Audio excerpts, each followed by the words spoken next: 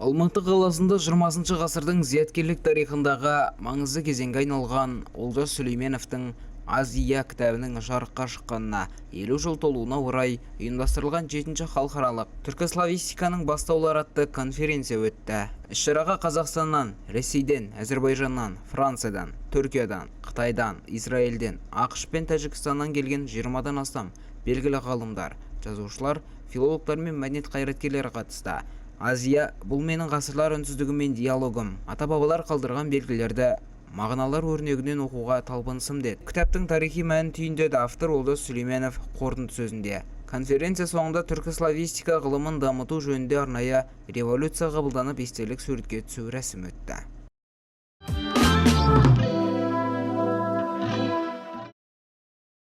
Іс-шара барысында қазақтың дәстүрлі айтыс өнеріне де өзіндік ерекшелігімен үлес қосқан тарихи, әдеби аманаты өзінің ақындық қасиетімен арқалап, келер ұрпаққа жеткізген Қарасақал Ерімбеттің жазған жырлары мен өлеңдері жайлы кеңінен әңгіме қозғалды.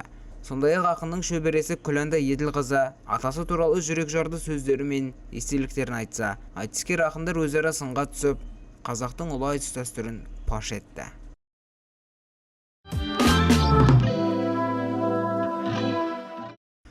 Жаңбыр менен жер көгерер, бата менен ел көгерер деген қазақ халқы сөз өнерін айрықша құрметтеген. Бата беруге ерекше ықылас қойып, батагөй ақсақалдарды қадірлей білген.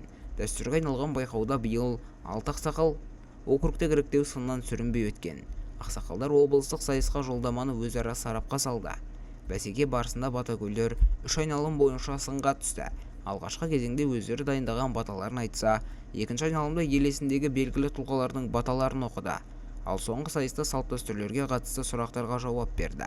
Бата беру өнерін жаңғыртуды көздеген бәсекеде қатысушылар арнайы жүлделер мен бағалы сыйлықтармен марапатталды.